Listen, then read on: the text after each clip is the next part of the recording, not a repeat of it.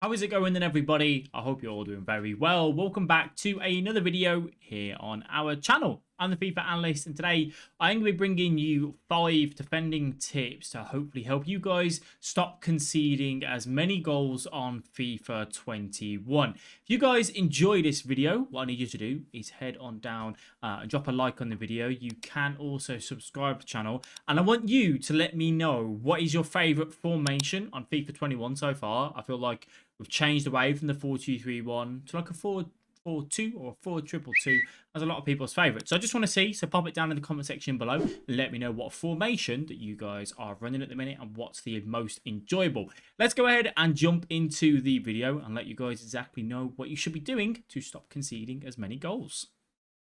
So the first thing that we are going to go ahead and talk about is when you get hit on the counter, the main thing that I want you guys to remember is to stay calm. Right?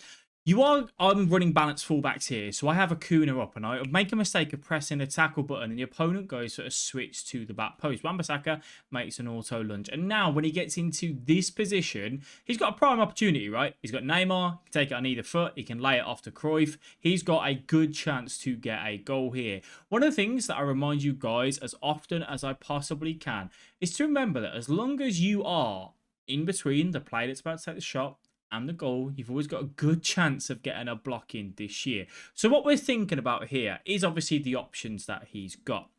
He can hit it on his left foot across the face of goal. He can take a touch, put it on his right foot, hit it near post. He could look to lay it off to the Cruyff. So I do my best to really cover off the Cruyff pass that he has across to there, as well as covering the far post shot, hoping that I could get a block in here by holding that L2, which is on PlayStation, and that LT button on Xbox, which is the jockey button, which will be your best friend inside the box.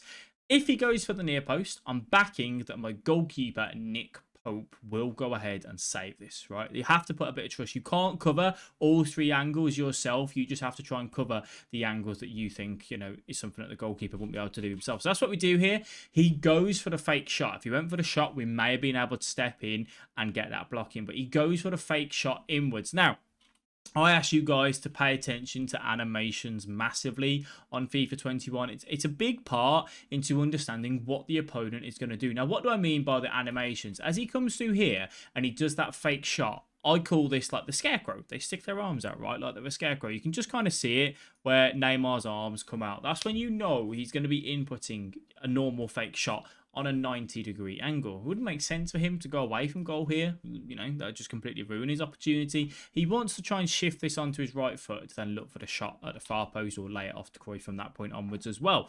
So what we're going to do now is hold that L2 button and wait for that fake shot to come through, and then we step in and take that ball off him. We don't press the tackle button. We just use the L2 button just to take the ball off there, the jockey button, and that works really, really well and gives us that opportunity to then come out and obviously take the ball forward. With our next point, this is something I speak to you guys about all the time, and I tell you to drag your centre mids back yourself. Centre mids this year don't track runners. They don't track anyone coming through the midfield and onto the defensive line. That's over to you to do this. You need to track back with your centre mids. Now, when tracking back with the centre mids, you want to make sure that the opponent doesn't have, like say, a direct through ball to go through in behind your defensive line. Otherwise, you then need to switch to your centre backs to cover that.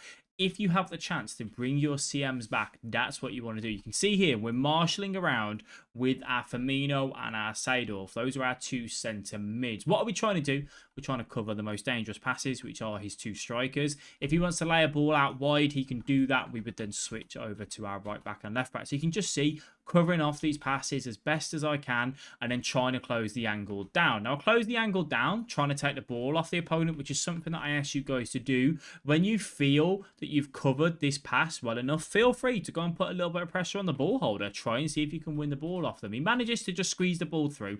Now, he takes the bridge and he takes the bridge away from the goal. You can see I changed to Wan-Bissaka because I'm expecting maybe a 1-2 with a Cruyff into the Ronaldo. But as soon as he takes that bridge away, what are we going to do? We're going to change to our centre mid. You can't see it because it's just behind the webcam.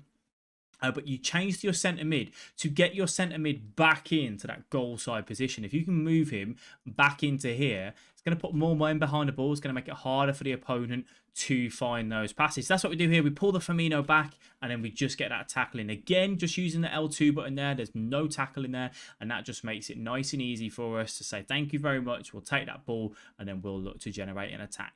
So one of the things that a lot of people do seem to struggle with is the distance that you want to be when controlling your centre-back against the attacker. It's a hard thing to get right. Yeah, you're absolutely right with that. It is a difficult thing to do. We're going to talk about that now to hopefully teach you guys how to do it. Now you can see he beats through my midfield line. I have to switch my centre-backs now. It's John Stones versus Johan Cruyff.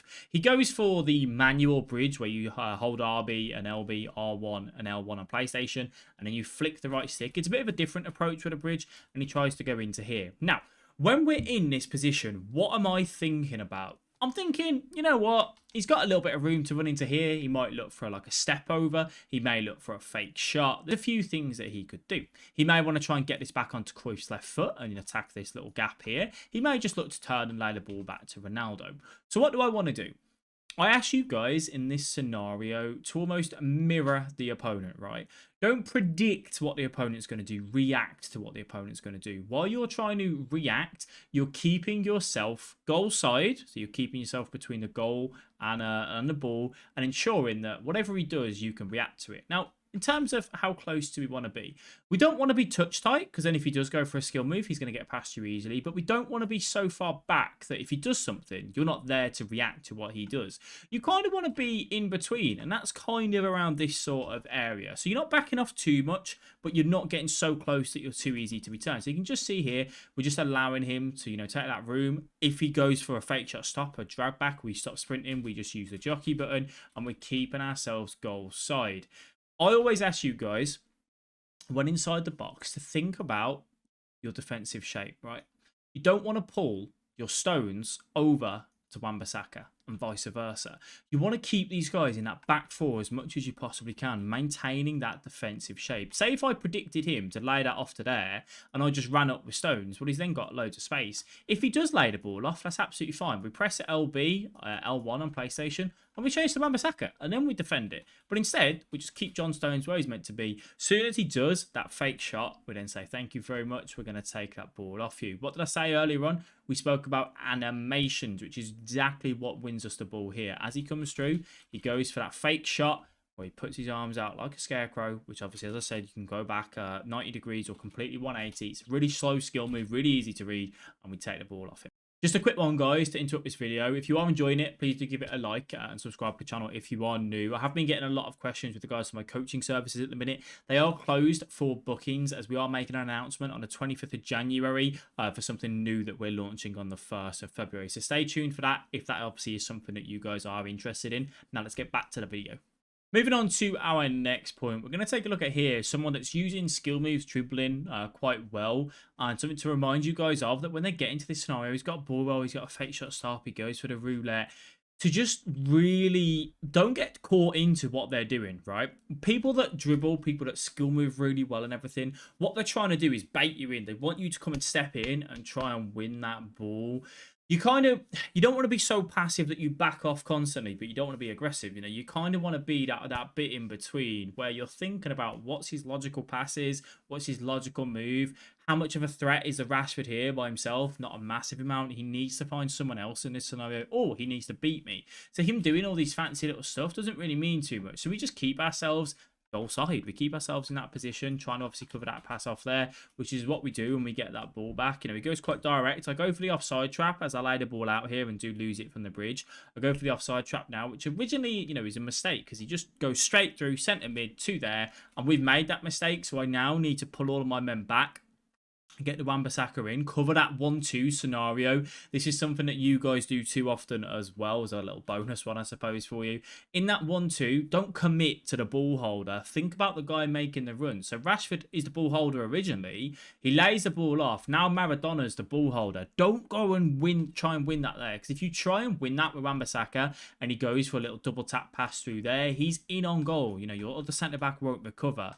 cover the 1-2, and then you can switch to that man to apply that pressure to try and win the ball back if you wanted to. Using a sprint button here just to get back, and a little bit of a sprint jockey as well, obviously, which is really strong, which is R2 and L2, and just keeping myself goal side, waiting for the logical thing for him to do, and then stepping in and taking that off him. We spoke about earlier on with regards to thinking about what the opponent may do, what's their logical play. He gets in with Maradona here, and this is something you need to remember when you are playing against loads of different players on champs. The majority of the teams are the same.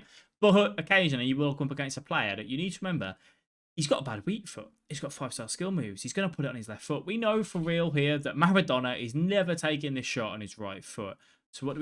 We just predict that he goes onto his left foot. I know I said earlier on, don't predict, just react. But this is something where you can go, you know what, he isn't going to hit this on his right foot. I need to cover the left foot more than I do the right foot. If he bangs that in on his right foot there, fair play. If he puts it onto his left and finesses it in and you don't predict that, you go and cover the right foot, then you've just shot yourself in the foot. So then, there you have it, guys. Those are our 5 quick tips for you guys to get better at defending in FIFA 21. I hope this has helped you out. If it has, please do let me know down in the comment section. Don't forget to reply with your favourite formation on FIFA 21. Give the video a big thumbs up. Your support is greatly appreciated. I will catch all you guys in the next video. Bye-bye.